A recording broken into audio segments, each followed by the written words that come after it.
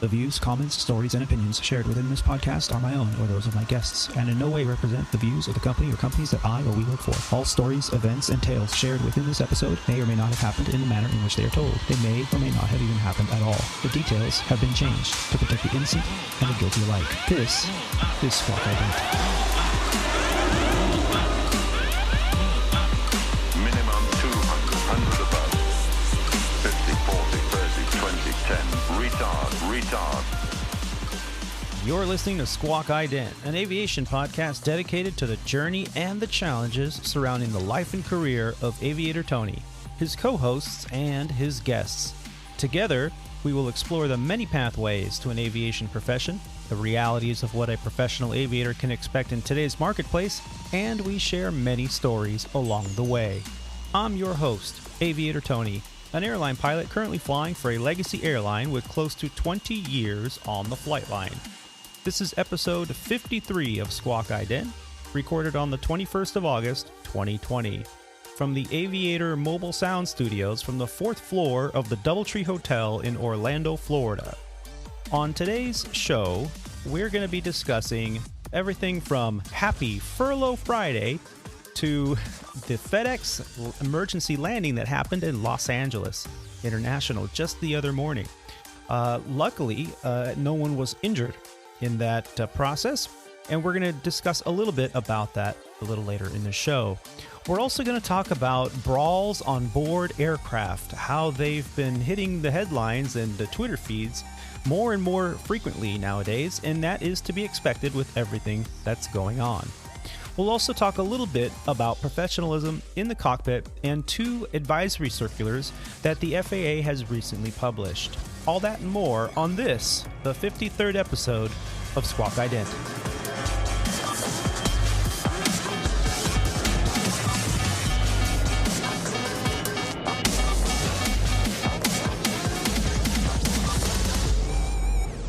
I would also like to take this opportunity to thank Jonathan Gruber and Rob D for joining us on episode 52, Race, Fly, Build, which is now available anywhere you listen to podcasts and on our website at www.aviatortony.com. That's Alpha Victor, the number 8, Romeo Tango Oscar November Yankee.com.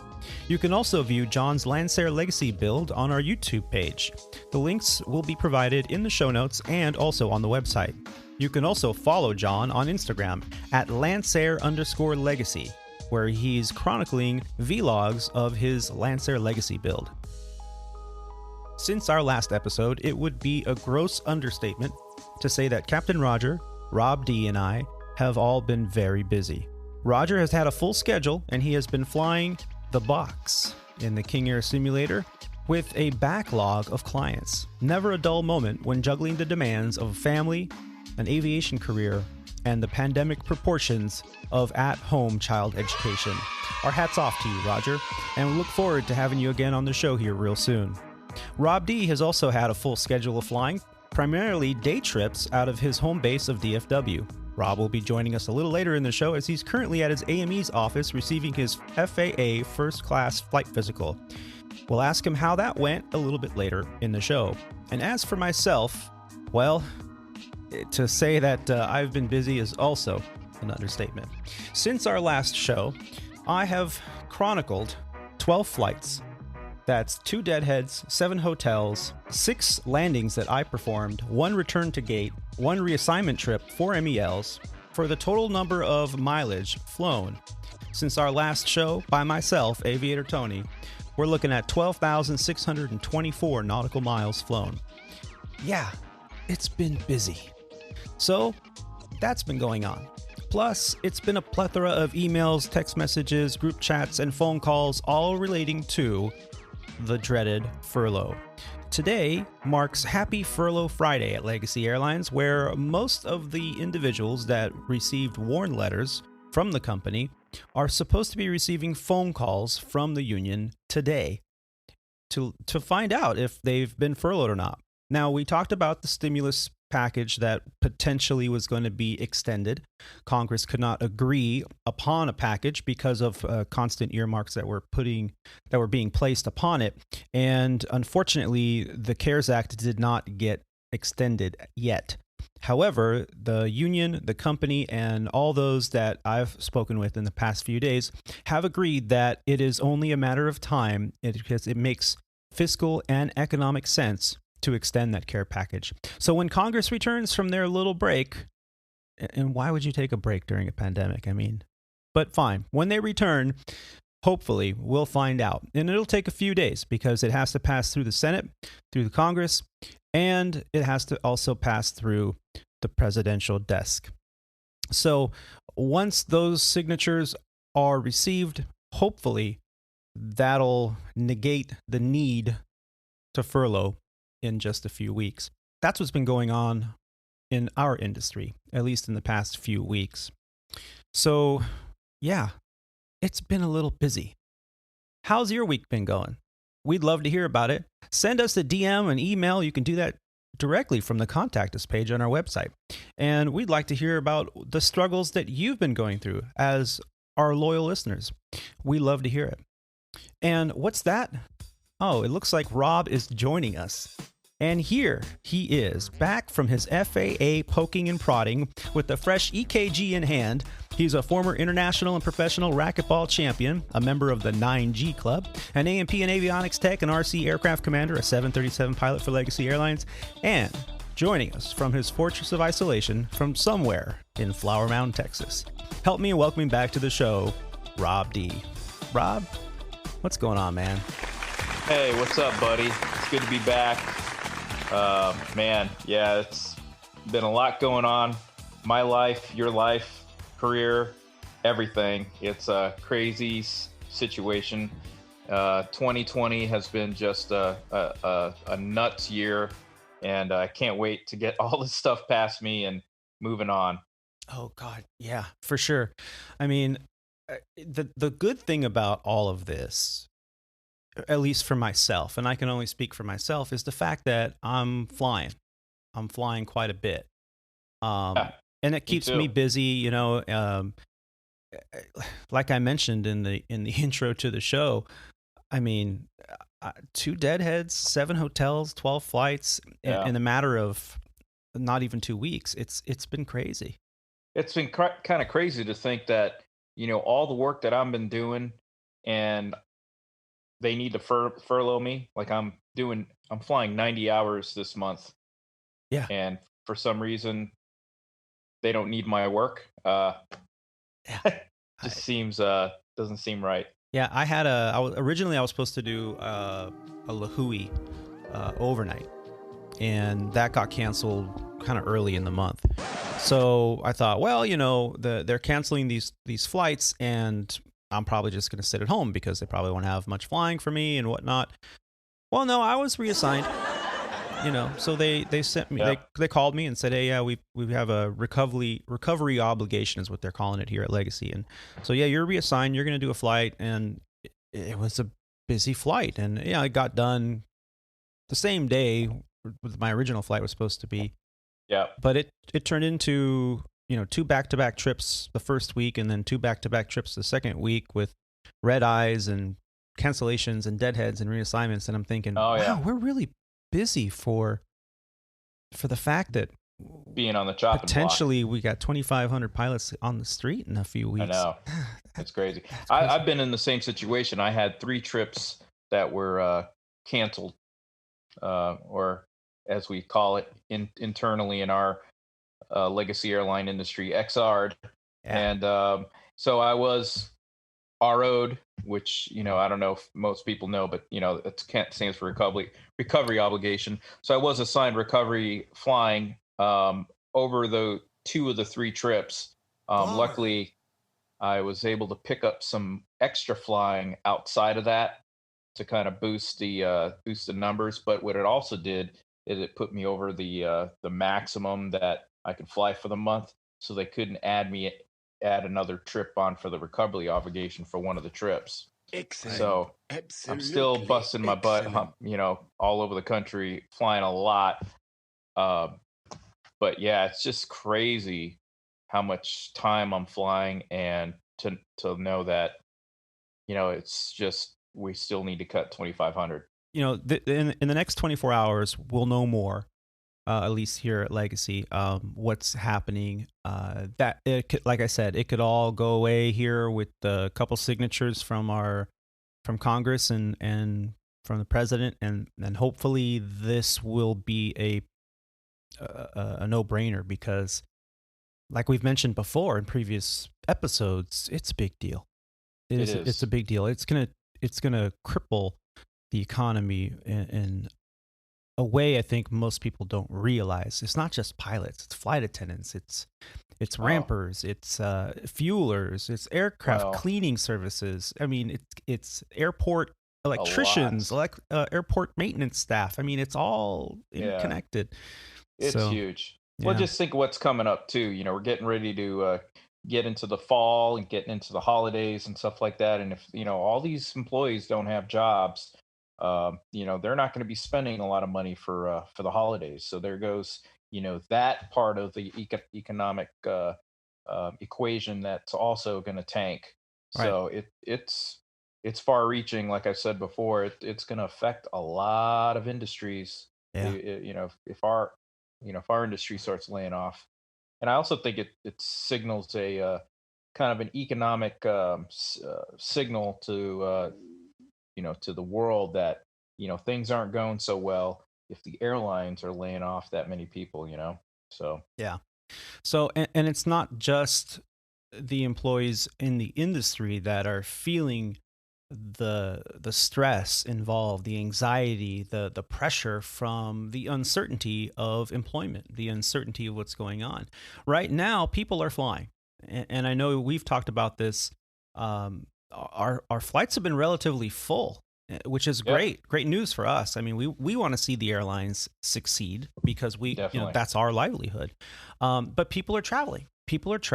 And they're taking advantage of these low cost tickets. And of course, it's creating a little bit of tension. Sure. And just recently, this led to a altercation on an American Airlines flight, which is relatively rare to see. I mean, we've seen this in the media over the past few months happening at some ultra low cost carriers, and it's unfortunate when these altercations happen. Most of the time, they happen at the gate, dealing with, you know, delays and things like that. And people are they're on thin ice. Their emotions, they're agitated. Yeah, everybody's on edge. But this time it happened on an airplane, on American Airlines, on a flight from Las Vegas to Charlotte just a few days ago. So in an article from Fox News published on the 19th, brawl breaks out on American Airlines plane when passenger refuses to follow face covering policy. Now, this kind of altercations and issues, we've dealt with them already at Legacy Airlines. And I'm sure every airline out there is dealing with people pushing back, not wanting to wear a face mask. And I get it. But right now, that's what we need to do. And so we follow the protocol, because if it makes everybody, at minimum, if it makes everybody feel better and safe, then we're going to do it. And if you refuse to do it because you have, you know, your supposed rights, then that's fine. You have a right not to wear a mask. You also have a right not to fly on my airplane. But hey, that's my call or the company's call. But here in this article, footage appeared online that shows a fight breaking out between passengers and an American Airlines flight as it was waiting to depart from Las Vegas to Charlotte. According to reports, the incident was sparked over one traveler refusing to comply with the airline's face covering. Now, we know that when this kind of thing happens, but while it's happening, within seconds, it's going to end up online. Yep. That's just the culture, the society that we live in. Everybody has a cell phone that can stream online instantaneously. Most of my captains have incorporated something to do with social media in their airline briefings. So when the crew gets together to get on the airplane, it is required that the captain performs a crew briefing. Okay, usually it's happening before passengers start boarding. And time permitting, he'll get together, or she'll get together with either the purser or all the flight attendants, which is, I think, the better way to do it, so that everyone's in the loop. And they give a briefing. and they say, okay, today's flight, this is everything's working, or this is what is not working on the airplane, and so they'll talk about the weather, or anticipated turbulence, or whatever, and any passengers that need special attention. All that is briefed so that everybody on the aircraft, in terms of the crew, knows what's going on. And I've noticed that lately the captain has been incorporating, I don't want to end up on YouTube. Yeah. So, anyone pulls out their phone and starts, it is not okay. We'll put right now, put your foot down. It's not okay. Have them, if anyone starts recording, do your best to have them delete it. And if they don't comply with your instructions, you're federally protected. We'll just have them removed from the flight. So we've incorporated this because it's going to end up on social media. And this is exactly what happened here. A woman by the name of Carolyn Ross, I love her handle, @SuperSassyMama. She posted on Twitter as it was happening. And I'll put a link in the show notes so that the listeners can take a look at the footage. And unfortunately, tensions flared up. And because of the social distancing practices and the mask wearing and the mask shaming, as we've talked about, a passenger from the flight refused to follow the airline face mask policy after boarding the aircraft, and when they were asked to leave the plane, the traveler reportedly became disruptive, and an altercation with other passengers broke out. Now, altercations is a soft word. This is an all-out fight club, man. Yeah, it sure was, man. It looked like the underground flight club going on in the airplane. And unfortunately, we're gonna see this happening, I think, a little more and more as time goes on, because tensions are high and people are they're tired. Yeah, I'm tired. Yeah. I'm tired. Yeah, it's tough. I mean, you said you had a deadhead a few times, and I had a deadhead maybe once or twice, and I got to tell you, sitting back there with a mask on the entire time, it's tough. It's tough, and if it's hot outside, or if you're you already have a breathing problem or sniffles, or like allergies or stuff, that mask just agitates everything, and oh man, it's I gotta tell you, I've been taking a couple breaks in there, pulling it down, or always having a drink in hand to have something to sip on, just kind of give yourself a break.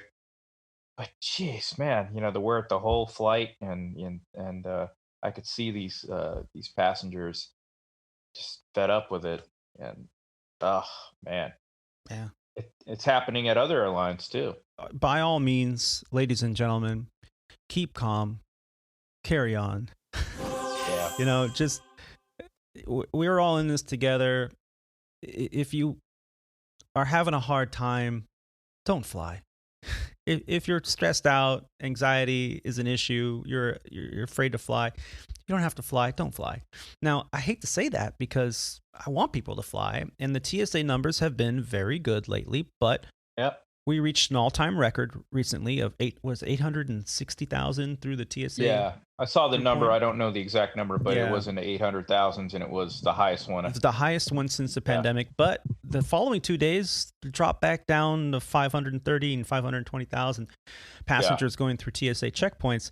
But if you look at the numbers from last year versus this year, it's remaining consistent. It's at 25%. So, to hear airlines stats that say, oh, well, we're at 80% capacity and all this stuff of the flights that are actually flying. But you have to look at the total numbers. And through the TSA checkpoints, we're only still at 25% of flying public from last year to this year. Right. So we got a long way to go, ladies and gentlemen, a long way. Yeah. But throughout all of this, we still have to maintain our professionalism because, as you know, shit happens and emergencies happen.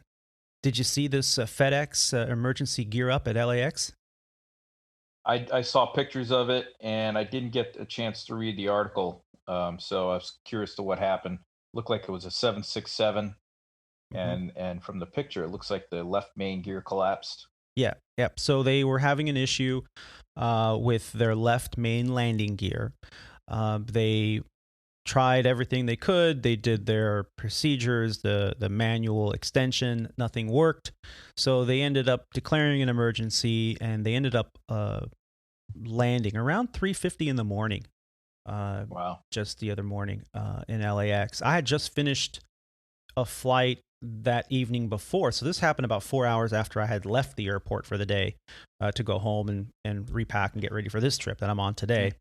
But yeah, FedEx flight 1026, a Boeing 767, could not extend the left main landing gear before touching down at around 4:50 in the morning after a flight from Newark Liberty International Airport, said Ian Greger, a spokesperson from the FAA.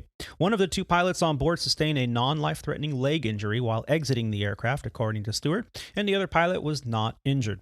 FedEx said in a statement that company officials are working with investigators to fully understand the matter. We are grateful for our flight crew that our flight crew is safe and that no one was seriously injured, the company added. The FAA, obviously, and the NTSB are going to conduct an investigation. The runway was closed. As a matter of fact, when I departed yesterday morning, we took off. The sun wasn't up yet. It was a 6 a.m. or 5:30 a.m. Kickoff, and the airplane was still there. Yeah. And it was there. I believe the runway was closed throughout the time. However, by the time I saw the aircraft, it already was extended. The landing gear was lowered, and the aircraft was sitting on all three. And I think what they did, and I'm not sure, but I believe they used some kind of lift device or a crane to lift up the airplane to extend the gear from manually or mechanically. And then once the gear was secured with gear pins, I'm sure, then the aircraft was settled back down, and they're conducting their investigation to see what's going on. But yeah, that runway was closed. The airplane was there. We ended up taking off on 25 left instead of 25 right, because 25 right is currently closed, or at least it was yesterday. I don't know what the deal is today.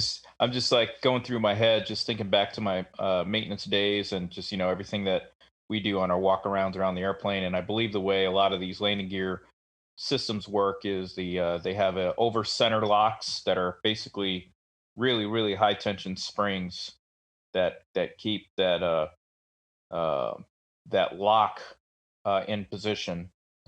And I think when we were at Sandpiper, there was an issue with nose landing gear springs breaking. It was a long time ago, so I may be getting my stories crossed, but basically they're not supposed to be due to inspections, but occasionally those springs can break, and when they do, the landing gear won't go, it'll extend, but it will not lock in place. So the proximity switches won't sense that they're in position, so they'll get a gear indication, unsafe gear indication on that particular side. So I don't know if that's what happened with this plane, but just judging by how it all ended up, it kind of sounds like that's what it was. But you never know. It'd be kind of interesting to hear what the NTSB says.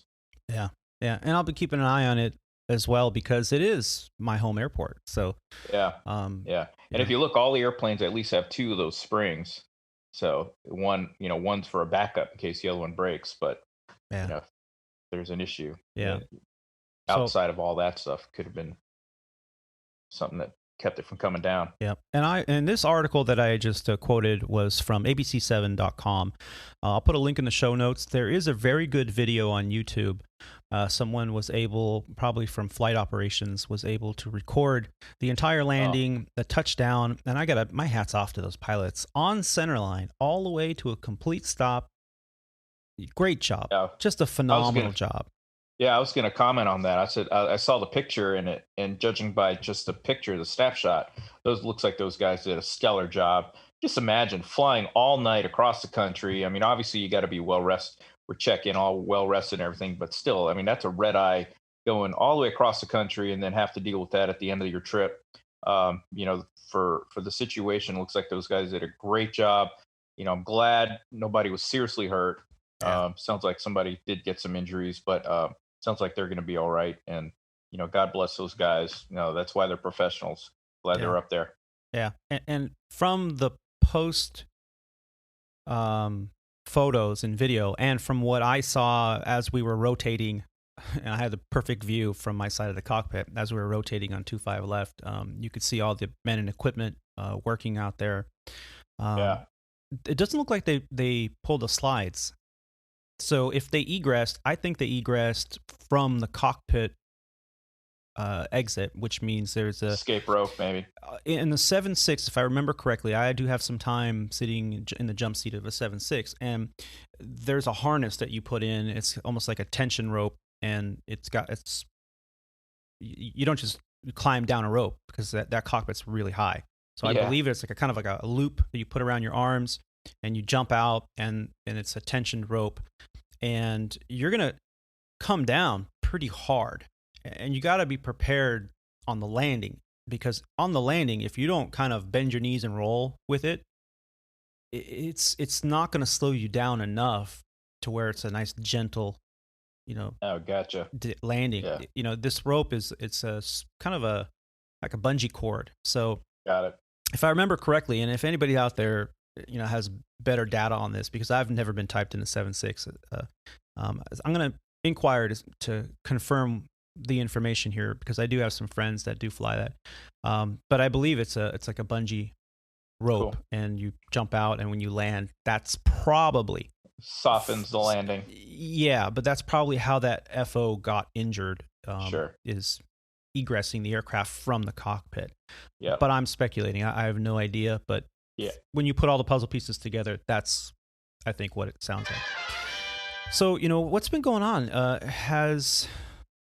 Has the conversation been any different last few weeks in the cockpit that you've noticed? Yeah, every guy that I've flown with, guy or gal, honestly, sorry, flew with one female in the past couple trips, and it was a Czech airman, by the way, so that was pretty fun. Yeah, the conversation has been more geared towards the current state of affairs, particularly with the looming furloughs and layoffs. And a lot of these captains that I fly with, they seem to think that it's not going to be 2,500.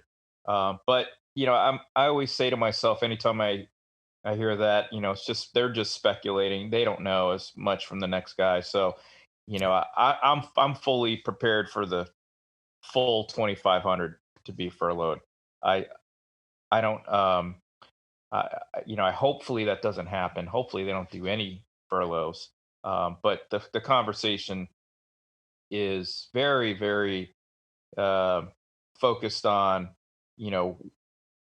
what they could have, should have done, or, when I was furloughed back in the day, because a lot of the guys that we're flying with now are children of the lost 10 years, at the airline, and a lot of them were furloughed themselves.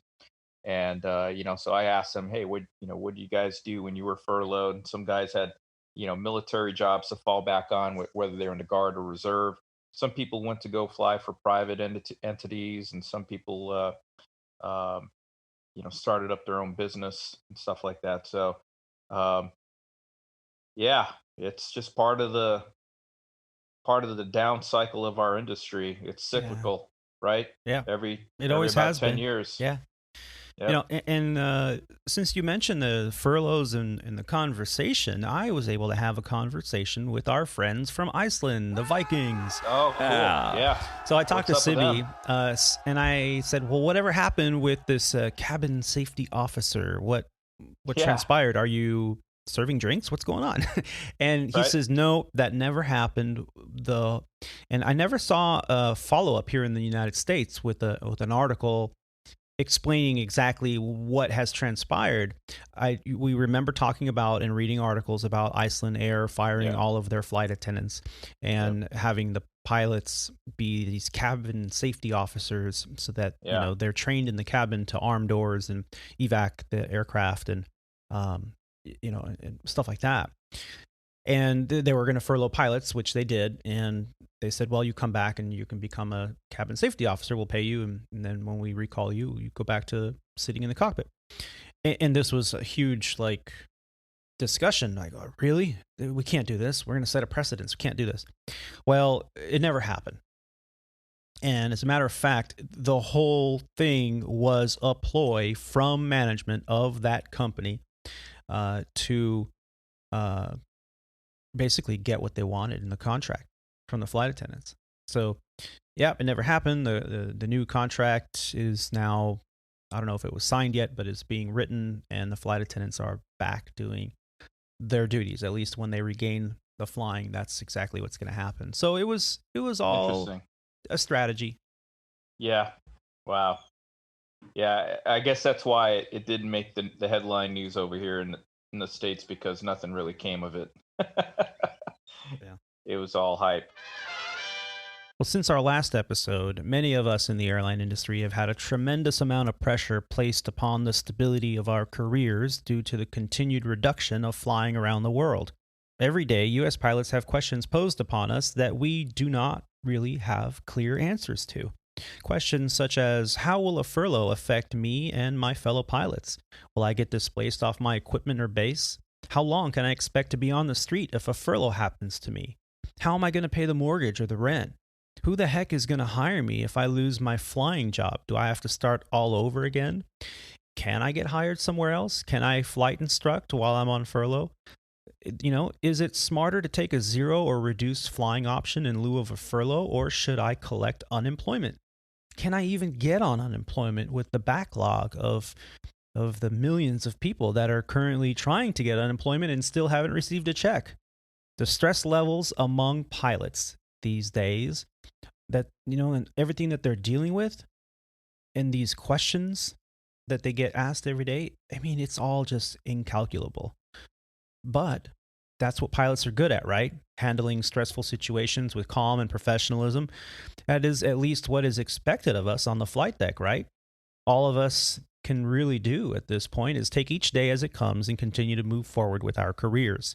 The TSA throughput numbers have been very stagnant, although we have seen a few record numbers this past week at the daily totals of total number of passengers passing through TSA checkpoints since the pandemic started. However, the gains have not been as high as we have hoped.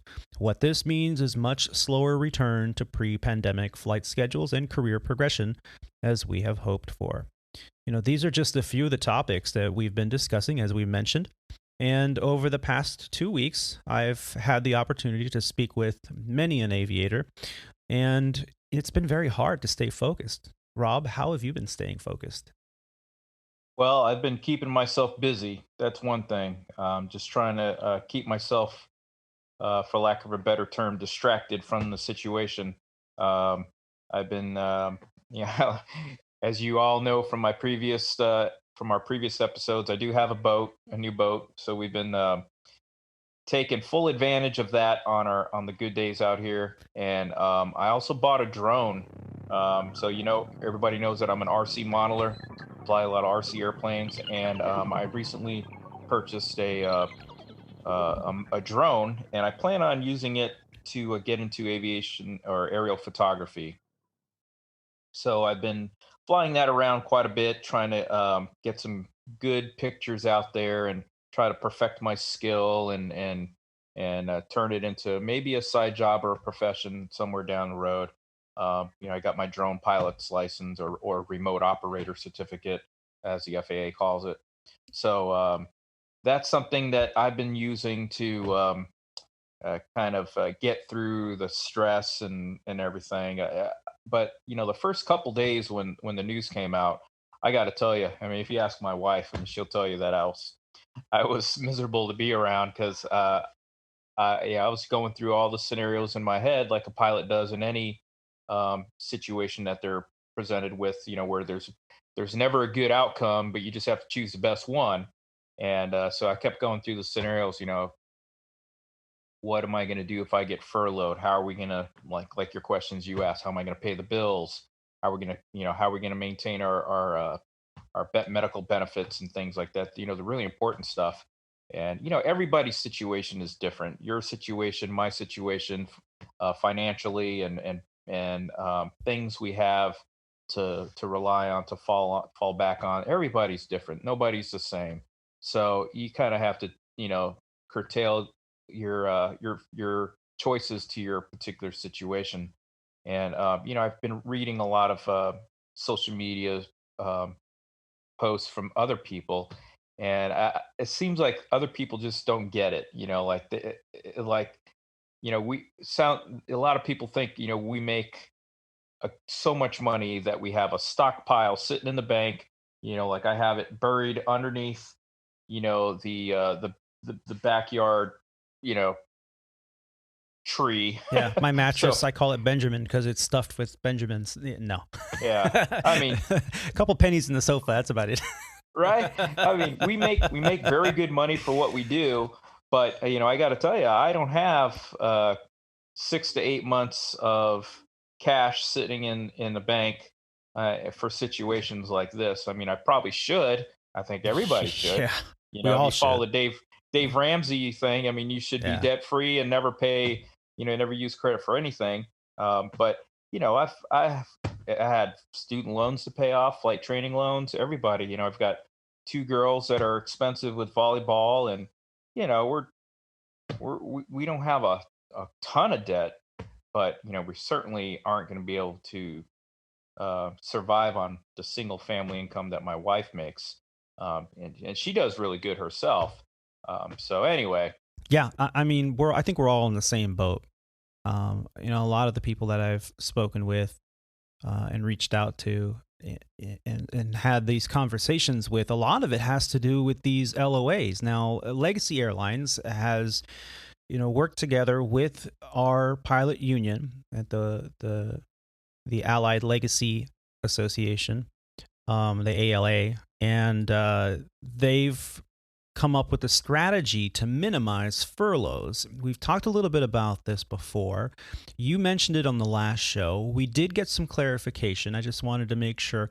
I mean, the time is come and gone. You've had to have put in your request. But the way they did this is, if they didn't offer any LOA, the traditional way that the furloughs work is the company goes, hey, we've had a reduction in demand. We've calculated that we need X number of pilots that we don't need temporarily for at least a year to 18 months or 6 months or whatever it is. And, we're going to send out, in Legacy Airlines' case, 2,500 warn letters, meaning, every pilot that gets furloughed needs to receive a 30-day notice of a warn letter that there's going to be mass layoffs. So after that, then you have a 30 days notice once you have been determined that you are on the chopping block. So now they go, okay, that's what today is. Today is Furlough Friday. Today is the day that the first round of furloughs allegedly is going to go out, and the union will contact each individual and say, okay, unfortunately, you've been selected to be furloughed. You can expect to be on the street as of the first. Now, what that number is, nobody knows. The company always is adjusting those numbers until the very last second, so they don't publish anything. But so let's say out of the 2,500, they furlough 1,500 on the first round. Yeah. So that means the bottom 1,500 pilots on the seniority list, the last 1,500 pilots to be hired, end up out of a job by the first in 30 days. And that's the way it's always been. And it's done in reverse seniority order. But now with these LOAs, they're offering, there are 3 different LOAs, which actually turned into 5 LOAs, really, if you think about it. So we had the early out. So you had to have been with the company 10 years, obviously. They're topped out employees that want to retire early.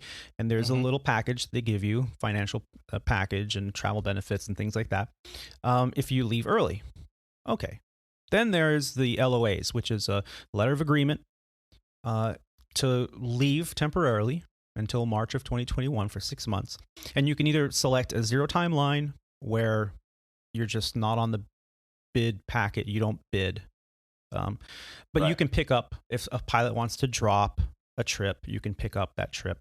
You just can't pick up open time or make up time or things like that. You can only pick up through the channels of people either in premium where no one's going to be able to fly that.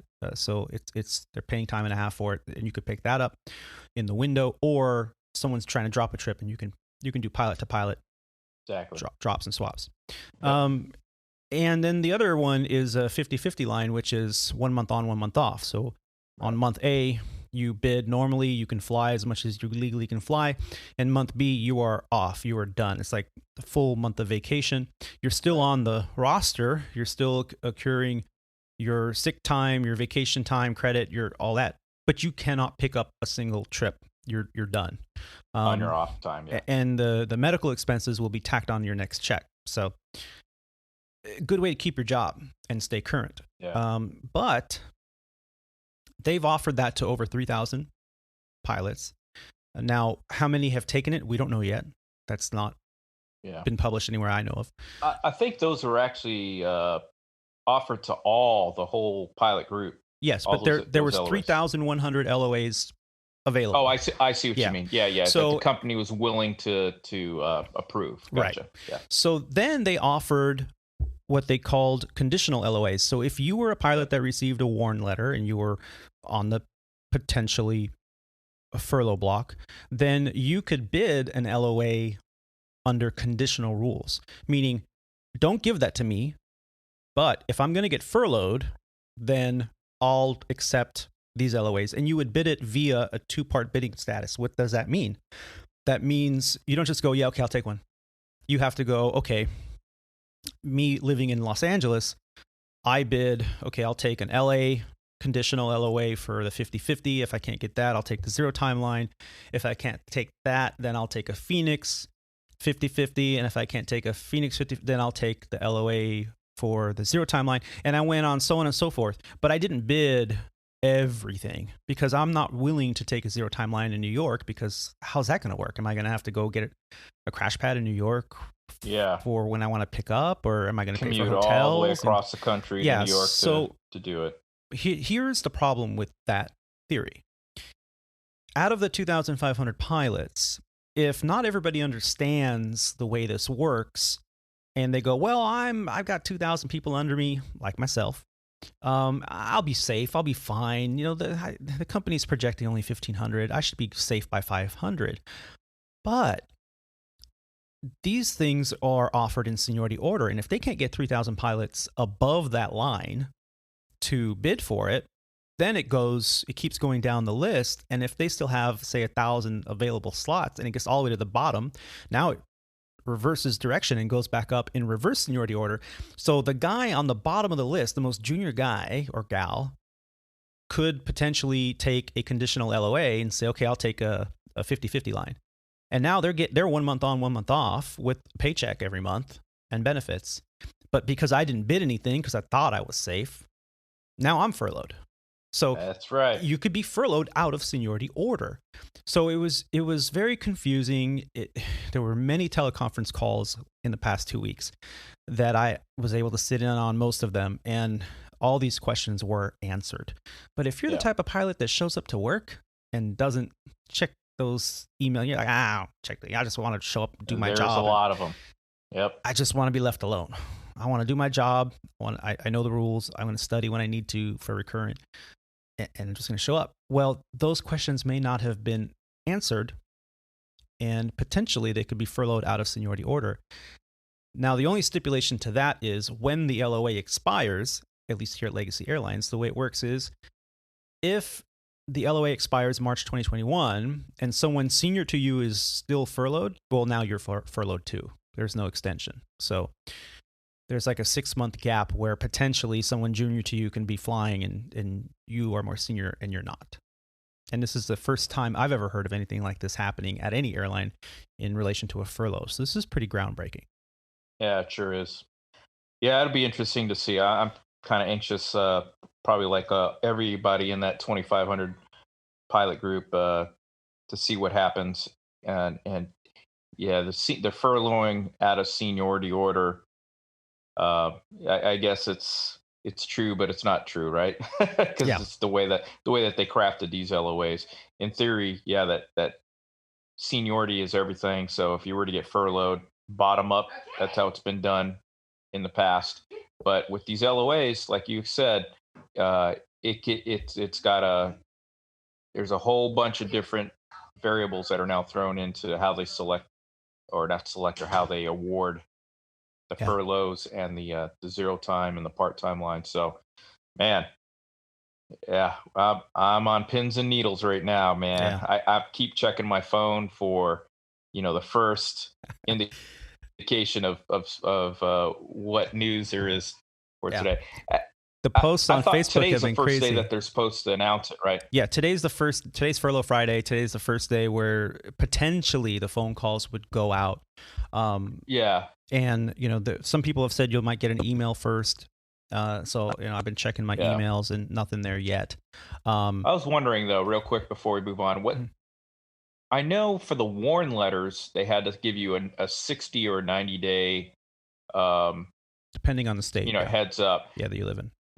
Does the actual furlough notification or furlough call have something attached to it like that, like a 30-day or 60-day I believe it's window a 30. I believe it's a 30-day notice. That's why they're trying to get them out before September 1st. And if you're going to be in the second wave, then those furlough notices need to go out before October 1st, because there's going to be 2 waves at Legacy Airlines: the October wave and the November wave. Yeah. So why do you think they're doing 2 waves? I think they want to see what the numbers are going to be, and then go from there. The union. So that's the reason why I asked that. Yeah, was because they don't want to furlough someone and then call them back in 2 weeks and go, oh, by the way. Well, that too, but I think just by the way that they handled this whole situation was kind of fishy to me, where they ask everybody to bid, on what they would be willing to do. Right. And then you get that email. Well, I got an email a day after saying, okay, now that we have all the bids in, we're going to figure out how much the company is going to furlough.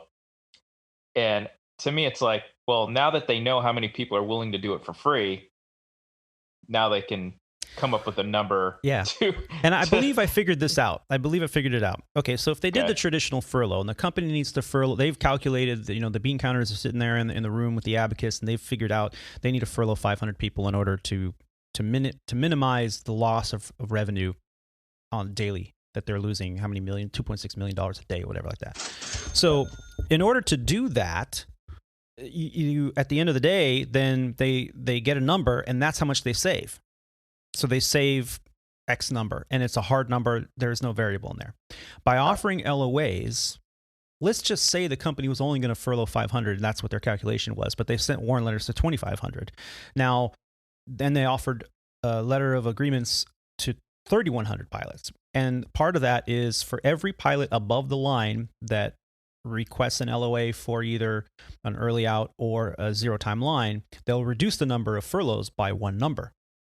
And for every pilot above that furlough line that requests the 50-50 line, for every pilot that gets that 50-50 LOA, they'll reduce the furlough number by half, because they're working half the time.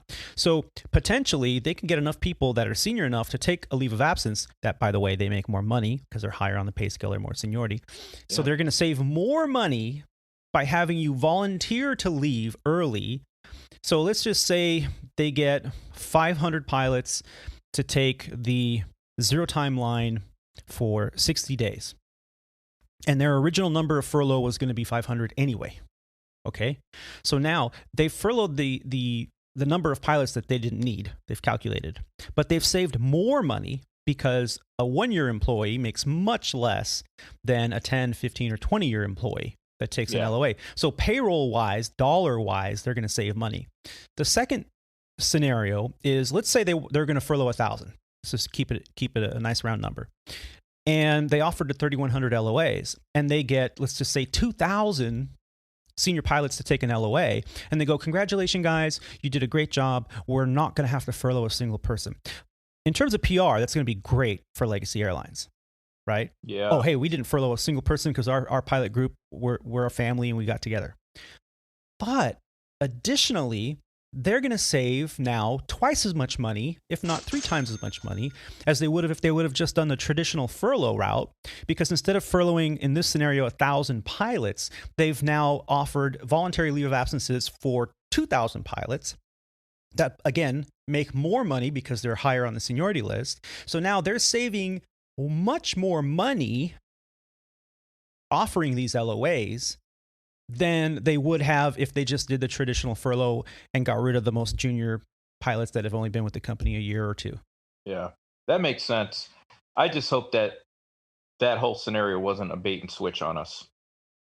Well, You know what I mean? in terms of business, I get it. I absolutely get it. I do Because too. it affects the bottom line.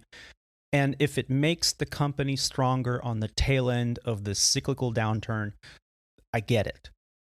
Yeah, I do too. And if it saves the junior guys and gals are the ones that are most vulnerable here. They're the ones that need the money, right? Because they're new to the company. Absolutely. Some of them have taken a pay cut to come to a legacy carrier because they were topped out.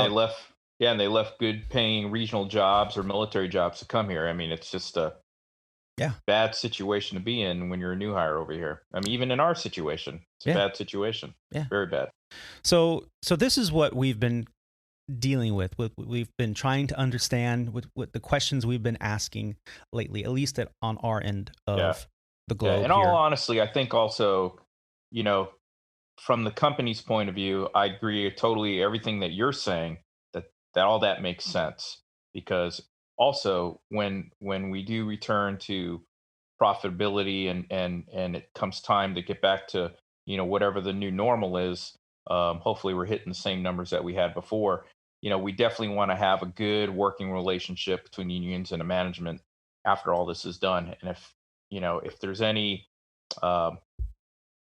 backdoor things going on that undermine the whole intent of the LOAs or the whole situation, you don't want that to resurface itself in future negotiations. Absolutely. And we were ready to negotiate a new contract. So right now the company probably wants to play nice. I mean, the bottom line comes first, and then the playing nice comes second. But if they take care of us now, I believe that their strategy is that we'll take care of them when it comes time to renegotiate this employee contract. So, brother. Yeah. But we're going to cut it a little short today, simply because I've got a flight to fly later, and we're going to talk about that here in a little bit, and we'll get to Rob's schedule here as well. But before we get into all that, how was your physical? Oh, my physical went great. Says no pilot ever. No. Do you get a little anxiety before you go get your physical? I mean, isn't that like one of those situations? It's almost like check-rightitis, where it's like he might find something wrong with you, and now you're medicaled out, and you're going to have to get that all fixed. I used to be a little more nervous than I am today. I have a really good AME. He's been giving me my FA, and I've had over a dozen AMEs in the past because I moved around the country and stuff. But sure. And he's been mine now for about 5 or 6 years, and real great guy. My vision was an issue because after 40, you have to start wearing like readers and stuff. Hello, I know, right? Hello, you should have seen me today. Yeah, I got my braces are coming off, and I got new spectacles waiting for me at Lens Crafters. Stand here and read the line. Yeah. I'm gonna be a new man. No, you know what I do? He goes, "Can you read what's the lowest line you can read?" I said, "The one at the bottom." He goes, "Okay, go ahead and read it." And I say, "MADEINCHINA." He usually gets a chuckle. Made in China. Nice one. Yeah. So yeah, no issues. Your EKG is all good, and yeah, EKG was good. Actually, the funny thing about the EKG machine was, and I feel good about this, is when I lay down on the table and they stick all the little sticky things around your chest there, and they hook up the wires. The tech starts firing up the EKG machine. They're like, uh-oh. They say that first, and I'm like, oh no, what happened? And they go, we need your heart rate to come up a little bit. I'm Always. like, oh, thank God. Always. I was like, that's a good problem, right? She's like, yeah. So, do a couple flutter kicks on the table there and get your heart rate up, and then it takes a couple seconds and you're good to go. So. Yeah. Yeah. After 40, you need an EKG once a year, I think, or after 45. Yeah, something like that. Once a year. Yep. So did that, and then the other challenge always is pissing in the cup. Doing it on command, and thankfully I had a whole cup of coffee before I went over there. Oh, you do coffee? Oh yeah. Oh, my doctor says when you come in here, don't drink Gatorade, and don't drink coffee. He goes, because the Gatorade, because on the P test, what they're checking for is your blood sugar, make sure you're not diabetic. Levels, yeah. Glucose. He goes, so don't have a Powerade and come right in because it might skew the test. He goes, in terms of the coffee, he goes, you don't want to do the coffee because then if your heart rate is up and blood pressure. So I usually I'll have my morning cup, and then I won't have one until I leave there, and then I have my 4 other cups that I usually have. Oh, I had my first cup at 6 o'clock, and then my appointment was at 9. So I guess I had a little chance to run through the system before I got to that portion of it. But I tell you what, what's so great about my FAA physical? I'm not sure how yours works, but mine is like a McDonald's fast food drive-through style physical. I mean, I am in and out in less than 15 minutes. Yeah, it takes about 15, 20 minutes. 20 minutes with the EKG for me too. All right. Because my doctor's office I did is small. experience an examiner, and it was like 10 years ago. Man, I was there for like an hour. I mean, it's just like, dude, I can see, you can hear my heart. What's going on? Let's go. Make sure your FAA medical guy is not also a flight surgeon, because I did one time in Washington State. I picked one out. I needed to get one out home. And I went, and he was the FAA flight surgeon. That was the most thorough physical examination I've ever had. He made sure I was healthy. Let's just put it to you that way. He would tell jokes while he was checking things that even my regular doctor was like, "Yeah, you don't need that check." Not good. Anyway, but so my flight this week, or past 2 weeks, like I mentioned in the onset of the show, I've been flying a lot, and it's been a lot of red eyes, a lot of reschedules, a couple deadheads in there, full flights the other day I did a deadhead Miami to Los Angeles, full flight, absolutely full flight. Luckily I had an exit row with wonderful leg room and I got to sleep. So, but sleeping on the back of an airplane, as passengers know as well, it's very, very difficult to do because, especially nowadays, we were on a 321neo, the new engine model, and that interior is not the best. I like the old school padded seats better than these new, really thin padded, more ergonomic seats. They're not very, and they don't recline that much. So, but I started out on the 9th. I flew LAX to DFW to Fort Myers. Hadn't been to Fort Myers since the pandemic. We stayed at the Hilton Beach Resort. Carolina coastline was beautiful. The pools were open. There was 3 pools there. Outside Tiki Bar was open. I didn't partake because I still wanted to practice my social distancing. I feel I have a responsibility as a flight crew member to do the best job I can. But I did get a chance to have a nice meal and watch the sunset. It was great. Next day we did back to Charlotte and then LA, and had to fly home or drive home. And let me tell you, those drives sometimes, when you're landing at midnight and you did a 2-day trip with all those legs, and it could be daunting. So the dangers of driving tired are very real. Yeah, sure. We did have some excitement the next day, and that's really what I wanted to bring up here. And so we were flying a Neo the next day, LA to Charlotte. And from there, we were supposed to go change our planes in Charlotte and end up in Bradley. So we get in the airplane. It's a brand new Neo. The airplane's less than a year old, and it had 2 MELs for the number 1 thrust reverser. Now, for those airline pilots out there that may be listening, not a big deal. An MEL, minimum equipment list. These are items that could be inoperative on the aircraft.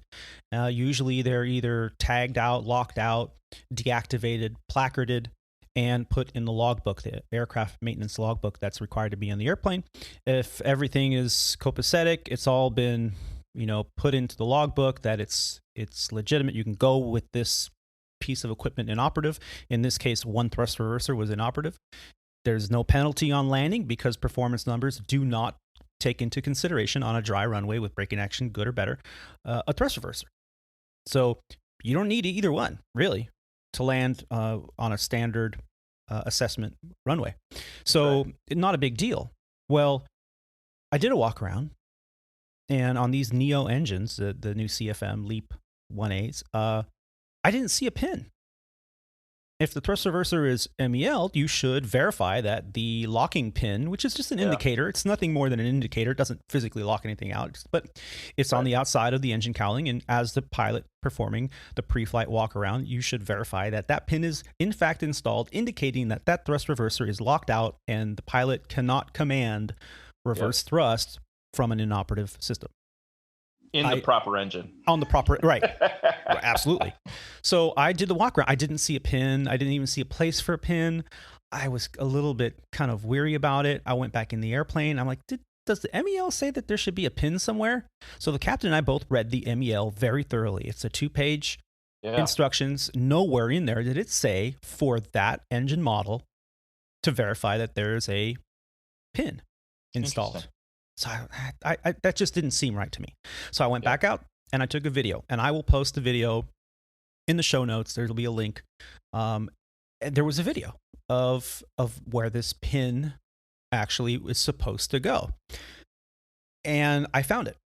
It's not a pin. Yeah. It's a red like wire, braided wire. And at the bottom of the engine cowling, there's a spot where this little wire comes out, sticks out about 2 or 3 inches, and that's the pin. And it's placarded as thrust reverser interlock deactivation pin. It's not like right there in your line of sight then, like most of them are. It's like 2 feet off the ground at the very bottom at the 6 o'clock position of the engine cowling. So I went back in. I said, are you sure that the MEL doesn't say verify? Because I found the pin. Here's a video of it. I showed the captain. Like, oh, that's weird that maybe we'll debrief this, and maybe this is something that was overlooked. Okay, but it's in there. We know it's in there. We're good to go. So we push off the gate, and we run through the checklist of procedures. He says, start the number 1 engine. So I start the number 1 engine. That's the first officer's job at Legacy Airlines. And after the engine started, on the what's the first target? On the engine, I don't know if it was the N1 target or the EPR, but on one of the targets, the very first top target, when you put the engine in reverse thrust, so you've pulled the thrust lever past the detent, you'll get an amber box at the top of the engine and warning display that says REV in amber. That indicates to the pilots that the thrust reversers are deployed but not ready for action. And it usually takes a couple seconds for it to turn green. When it's green, you know you have reverse thrust available. And then you can go to maximum reverse or minimum reverse or whatever you deem necessary. Well, that should not be indicated when you're not in reverse. Right. And that engine, it was locked out. And the thrust lever, we verified it was not in the reverse detent. So that's not right.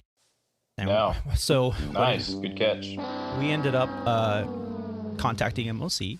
They said, "Yep, go back to the gate. That's not right." So they verified that it was locked out mechanically and everything was copacetic. And it took about an hour to get all the paperwork finalized. They added another MEL that indicates that the thrust reverser indications are, not reliable, and therefore I forget the exact verbiage, but basically it said, it's been physically verified. It's locked out. It's not available to you. It's MEL'd, and the indicator on that engine that says reverse is there or not there, it can be MEL'd. So that's what happened. Which is, judging by your comments, which probably what the original problem was the indication. Something to that effect. Yeah. Wow. So the passengers were back there during boarding. That takes about 45 minutes. Then we pushed off the gate. Took another 30 minutes to get back to the gate. Took another about hour. So there's 2 hours right there. We were delayed. Well, we were removed off the Bradley overnight. So now we're just doing one leg to Charlotte. But no big deal. Okay. We land in Charlotte. It's a good landing, by the way. Yeah. Go for it. Nice. Give my props. You're doing all that flying anyway. It's got to be good. Right. With my eyes closed. And we land, and of course we're beating this thunderstorm into Charlotte. And as soon as we pull in, we're ready to pull into the ramp. They're like, pull into the holding bay. The ramp is closed. Like, oh man, really? So the ramp, when there's there's lightning detectors around the airport, and if a lightning strike is detected, if 15 minutes goes by and no other lightning is detected, then they'll reopen the ramp. But in this case, the ramp was closed. But But Charlotte has the docking system.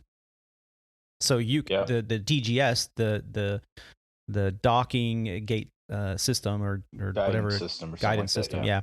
So you can actually park at the gate with no wing walkers or guidemen because it's all computerized and it tells you left, right, and where to stop. And as long as the zone is clear, there's nothing in the way. You can park, and at least you can park, right? Well, there was a tug at that gate. So they go, well, hey, you want to, that gate's open. You want to try it? There's nobody out there to move the jet bridge right now, but you can at least go park so that when they reopen the ramp, it's right there. Sure. So we go over there. There's a tug. So they're like, is there something in the way? And like, yeah, there's a tug and no one can come out and move it. So like, well, we got another gate for you over at the D concourse. Like, all the way over there. Do you want it? Captain looks at me. He's like, well, sure. So I said, is there anything in the way over there? She goes, no, it's open. It's ready. So we go all the way over there. Come on in. Taxi 10 minutes to get over there. And there were 2 tugs in the way. So another hour and a half go by. These passengers were on that airplane for 8 hours. Well, you got to imagine the rampers, as soon as they got a lightning indication in the area, got the signal, they just said, I'm out of here. Break time. Wherever the equipment is, we're out of here. That's it. That's what they're supposed to do for safety. Yep. Right. So, yeah, I mean, we were all legal. No passenger bill of rights was violated. So we were good. But, man, that was between the return to gate, the MEL. I mean, that was one day, one leg. Okay, and I went on for an additional 4 days. So, ouch. Yeah. So these are, if you have variants of aircraft, the 319, 320, 321, 321 with IAEs, 321 with CFMs, 321 NEOs with the LEAP 1As. I mean, you've got to know all these different variants. Yeah. And these are just some of the things that we have to contend with on a regular basis. Yep. Same thing with the 737, just not as extensive as you guys. We got the new ones, the old ones, and now they're calling them the Dash 8, the Maxes, which we don't have online. Is that what it is? The Dash 8 now? Yeah, the Dash 8. I think that's the new name for it. Yep.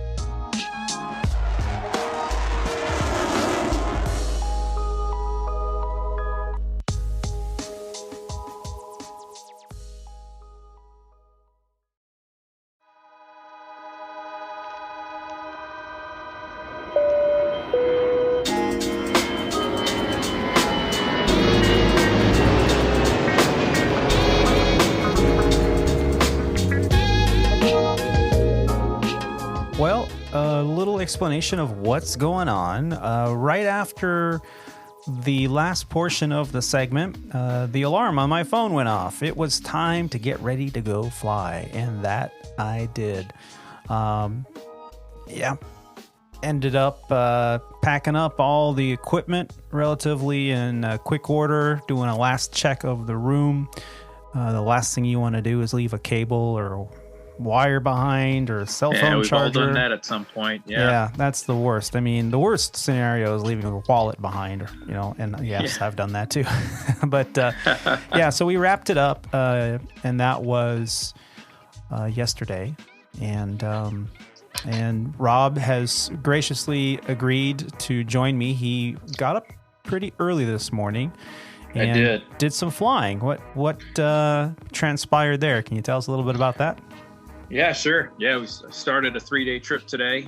Got up pretty early at a 5:45 show time. Ouch. For a 6:45 departure to Denver. So I started off with a Denver turn, and went back to Dallas, and then now I'm in Norfolk, Virginia. Norfolk. So Norfolk, yep. Nice. So it's actually a nice day, good day to fly. Denver was really, really hazy. Have you been into Denver lately? No, not late. I mean, about a month ago. Yeah, I think the fires in Colorado are producing. Yeah, they're producing a lot of smoke, and man, the visibility in Denver at 8:00 this morning was close to 4 miles in just haze. Because of, I mean, it was just thick. HZ or FU? Well, it said HZ, but it was the color of FU. Okay. Now, if you don't know what FU is in the aviation world, that's smoke. Smoke. Yes. So what are we talking about? No, we're not being offensive here, ladies and gentlemen. What we're talking about is the fact that prior to landing or taking off from any airport, you have to get the ATIS or the METAR or whatever you get, depending on your local airport. And sometimes it's automated, as is most of the time on our aircraft. We have a printer that prints out the weather after we request it. And, it's a coded weather information, and maybe someday we'll kind of go over all that. But in there's codes for haze, which is HZ, right? Right. And then there's one for smoke, which is FU, which we always, as aviators, kind of like, where did that come from? Well, exactly. Ladies and gentlemen, it is French. It means fume. Fume. Fume. What about the other ones that are kind of weird to us? What is it? BR? Baby rain? Mist? Yeah, baby rain. I always mist. say baby rain. Yeah, mist. BR. Yep. God, whoever decided that those are going to be the codes. Right. Come on, ladies and gentlemen. Jeez. So you had a little bit of haze, some HZ. A little bit of haze. Yeah. Yep. And so 4 miles viz, that's, not too bad. Not too bad. Yeah. Yep. Severe clear and 4 mile viz. So, not a cloud in sight. But yeah, it's not a big deal for, all the automation we have in the cockpit there. So we just flew a little RNAV, RMP approach into Denver, landed on 17 right, which was, 12,000 foot long runway right on the east side of the airport, landed, turned right in, went to the gate. So non-eventful, quick turn, turned it around. Loads were pretty light for the Denver turn. We had, I think we had only about 50 going and about 70 returning back to Dallas. Yeah. However, our flight to Norfolk, we were completely full with jump seaters and standbys. So there you go. It was nice to actually experience that. That level of load factor for at least one flight. So here we are, Norfolk. Got in at about 4:30.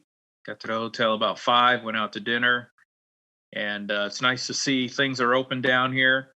Of course, people are and the businesses are practicing the social distancing. So, you got to bring your mask everywhere, and you can't quite eat at the bars or anything like that. But you can order, take it back to your table, and enjoy it. So the little area we went to, I don't know if you've been down here. It's kind of nice. It's right along the harbor front. You got one of the mall there. Yeah. We're at the where are we at? The Sheridan. Yeah. And the Sheridan, Norfolk waterfront. So it's a really nice view out the back window here. You got a view of the naval shipyard, a couple of naval warships on dry dock getting worked on, and right down right outside the hotel, a couple blocks down the street, there's a nice little kind of mall restaurant area, and they had some live music playing today, which is nice. That's wonderful. Yeah, it was great. So you just sat down in the indoor food court kind of thing, and they had 4 or 5 different restaurants and bars that you can order from and bring it back to your table because they didn't have any service, and just sit there and enjoy the live music and have a good dinner. And so so it was pretty good. I haven't experienced something like this in quite a long time. It's been it's probably been 3 months since I've been able to actually enjoy an overnight like this. So it's quite enjoyable. Yeah, and that's great. And I'm really glad that you got to partake in that as well. Yeah. Yesterday, we recorded the first half of this episode, and lots of coffee and kind of go. We were on a time crunch. Thank you for bearing with me, and trying to get all the topics that we wanted to in there. We still have a few to go, and that's why we're doing this like a split day thing. It's all going to be posted here, or hopefully this evening. But yeah, I ended up going downstairs. I saw a couple of the Spirit Airline pilots in the lobby of the hotel. We were all waiting for the same van to go take us to the airport. And we were having a little bit of a conversation about furloughs, and yesterday was allegedly Furlough Friday. All of us were That's right. expecting a phone call from our in-flight office or from the union or something, indicating, who may potentially be furloughed or not. Because, we were talking about it a little bit yesterday that, they give you a furlough notice. You have 30 days. So from whenever the day they, a minimum of 30 days before your last day at the company, and they kind of walk you through the process of what's next and what you need to do and who you need to contact. And they send you an email that has all the packet information on what forms you have to fill out. Well, we were talking about that, and the FO for Spirit that was down there in the lobby, after a couple minutes of going back and forth, found out that he has 17 employees under him. That's it at Spirit. I mean, brand new guy. Wow. The uniform was still shiny, creased, and starched. It was so cute. We were all there, folks. We've all been there.